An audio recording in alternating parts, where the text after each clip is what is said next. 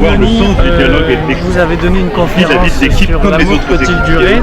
Donc justement, amour rime-t-il toujours avec amour rime-t-il toujours avec toujours dans une société où un mariage sur trois se termine par un divorce. Et voilà, c'est bien le problème. Voilà, c'est la réalité de notre société aujourd'hui.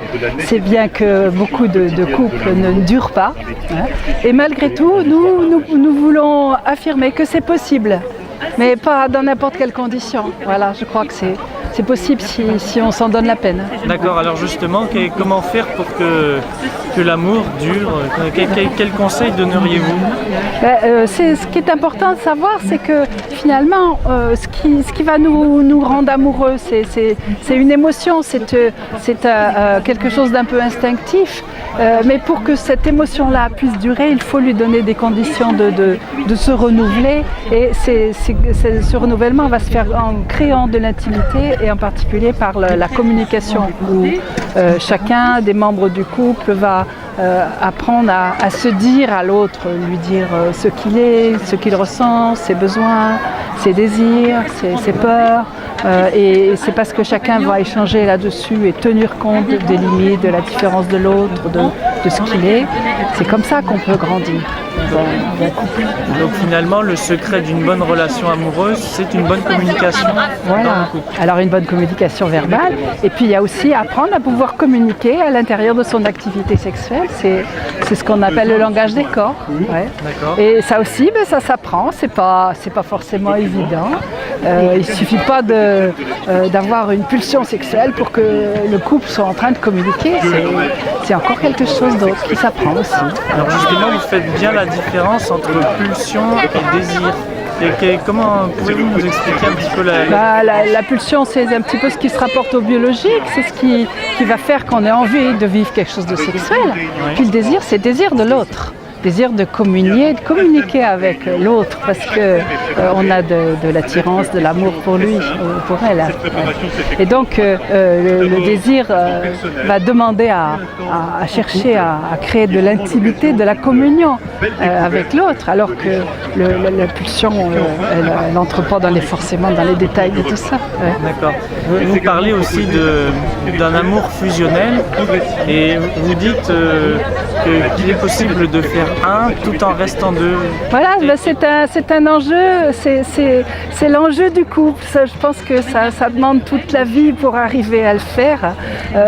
En même temps, on veut communier, donc faire un, et en même temps, on a besoin de rester soi-même, sinon on n'existe plus. Oui. Et donc, c'est ces deux tensions finalement qu'il faut arriver à maintenir et qui sont pas évidentes, quoi. Donc, c'est encore là la communication, l'effort pour construire, pour prendre du temps pour son couple, pour se parler. Et alors, que faire quand ça ne va pas dans un couple? Comment est-ce qu'on peut essayer de redresser le... La première chose, c'est d'essayer d'en parler, et d'en parler à fond, en disant vraiment... pas juste dire les demi-mesures, hein, c'est vraiment d'en parler à fond en disant son ressenti, ses peurs, ses craintes. Mais si on a du mal à se dire ça ou si c'est pas suffisant, il faut se faire aider.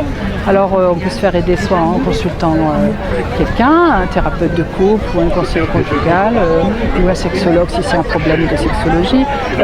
Et puis il y a aussi beaucoup de lieux de formation pour les couples qui sont proposés par les mouvements comme Leclerc, comme Cana, enfin ils sont présents ici aujourd'hui dans cette journée et ils proposent des sessions, des rencontres. Il y a aussi Alpha Couple qui est un chemin qui apprend aux couples à communiquer.